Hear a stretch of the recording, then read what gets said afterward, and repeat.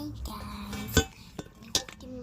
Хүүхдийн баяраар авсан бисин маамны нэг харандаа энэ харандаа шиг чихэр байхгүй юу? Та нарт идэж үзье.